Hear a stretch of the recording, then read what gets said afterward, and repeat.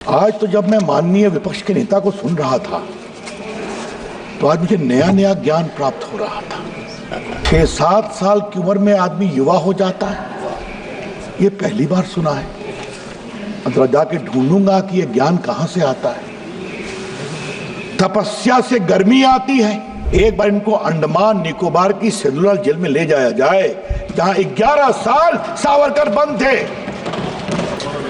माननीय उपसभापति जी, मैं बहुत अनुग्रहित हूं कि इस ऐतिहासिक महत्व के विषय पर आपने मुझे बोलने का अवसर दिया है। भारत के संविधान के 75 वर्ष की गौरवशाली यात्रा कैसी रही, हमने क्या खोया, क्या पाया, कहां हम मुस्काए, कहां हम रोए, कहां हमें पीड़ा हुई, कहां हमें उत्साह मिला, इन सबों पर कुछ चर्चा होनी चाहिए। लेकिन माननीय उपसभापति जी, आज तो जब मैं माननीय विपक्ष के नेता को सुन रहा था तो आज मुझे नया नया ज्ञान प्राप्त हो रहा था। 6-7 साल की उम्र में आदमी युवा हो जाता है, ये पहली बार सुना है। अंदर जाके ढूंढूंगा कि ये ज्ञान कहां से आता है। तपस्या से गर्मी आती है, ये दूसरा ज्ञान प्राप्त किया। भाई कौन पढ़ा रहा है? ये तो मैंने कई बार इस हाउस में कहा वो होमवर्क नहीं करते, लेकिन तपस्या ऐसे पवित्र शब्द को क्यों बदनाम कर रहे हैं कि उससे गर्मी आती है। माननीय विपक्ष के नेता को बड़ी विनम्रता से कहना चाहूंगा, तपस्या है जिससे महान ऋषियों ने समर्पण किया शाश्वत रूप से, जो कि अनंत के साथ मिले। यह होती है तपस्या। और तपस्या अगर जानना हो तो एक बार गांधी जी को पढ़े। मुझे मालूम है सावरकर के प्रति उनको बहुत परेशानी होती है। एक बार इस सदन में मैंने आग्रह करूंगा, एक बार इनको अंडमान निकोबार की सेलुलर जेल में ले जाया जाए जहां 11 साल सावरकर बंद थे। मैं 3 बार गया हूं उसमें, और जब भी गया हूं तो रोया हूं। उनको लिखने के लिए कलम तक नहीं मिलती थी और नीचे कच्ची फांसी दी जाती थी ताकि दर्द हो और सावरकर डरे। ठीक है, आप अपने राजनीति के लिए जो कुछ भी बोलिए, लेकिन जिस व्यक्ति ने देश के लिए इतना त्याग किया, उनके भाई की मृत्यु अंडमान में हो गई, उसके बारे में ऐसे शब्द का प्रयोग न करें, ये मैं बहुत विनम्रता से कहूंगा। और फिर कहूंगा, ट्यूटर बदलना बहुत जरूरी है।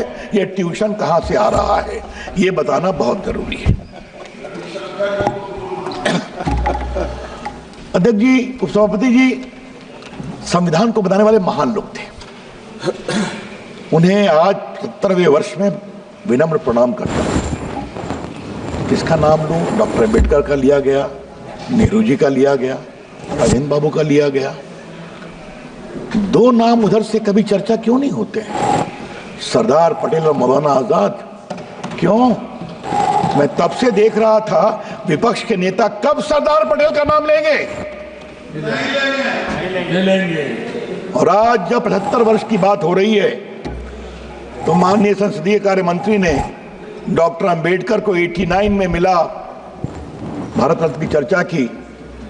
मैं पीड़ा से एक और बात कहना चाहता हूं, सरदार पटेल नहीं होते तो ये देश बिखर गया होता। इस हाउस में मैं बहुत ईमानदारी से बोलना चाहता हूं, 550 से ऊपर रियासतें थी, सबको सरदार पटेल ने हैंडल किया, सब भारत में मिल गए। एक को नेहरू जी ने हैंडल किया, बाद में नरेंद्र मोदी को ठीक करना पड़ा। यह है कश्मीर भारत का मुकुट है। क्या क्या बात की गई। वाल्मीकि रामायण लिखने वाले वाल्मीकि कौन थे? संत रविदास कौन थे? उन्होंने अपने तप से अपने को ईश्वर से कहां जोड़ा था, कभी जानने की कोशिश करते हो? तो कृपया करके कहते हैं, जब भारत का अभंग मुद्रा दिखाते हैं, कृपया करके भारत की विरासत को समझें। सर, वो भारत के संविधान निर्माताओं ने क्या सोचा सर? क्या सोचा सर? कि भारत के आम इंसान को, आम नागरिक को भारत की नीति तय करने का अधिकार देना है। ये सवाल था। कौन, किसको अधिकार मिले शासन का डेमोक्रेटिक गवर्नमेंट में? और सर हमें सैल्यूट करना है कि न जाति, न धर्म, न उपासना पद्धति, न शिक्षा, कौन कितना अमीर है कितना गरीब है, कौन पुरुष है कौन महिला है, कोई अंगड़ा है कोई पिछड़ा है, सबको अवसर मिलेगा वोट देने का और उनके वोट से भारत का भविष्य तय होगा। आज सर 75 साल की सबसे बड़ी सीख क्या है? भारत का आम नागरिक जानता है कि अपने वोट की ताकत से हम किसी को भी जिता सकते हैं और किसी को भी हरा सकते हैं।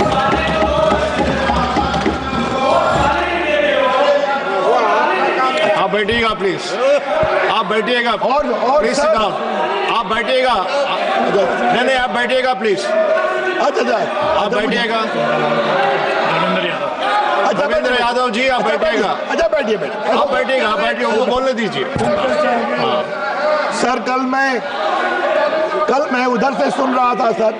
रविंद्र यादव जी सर उनको बोलने दीजिए। कल मैं उधर से सुन रहा था सर कि संविधान में संवाद हुआ था।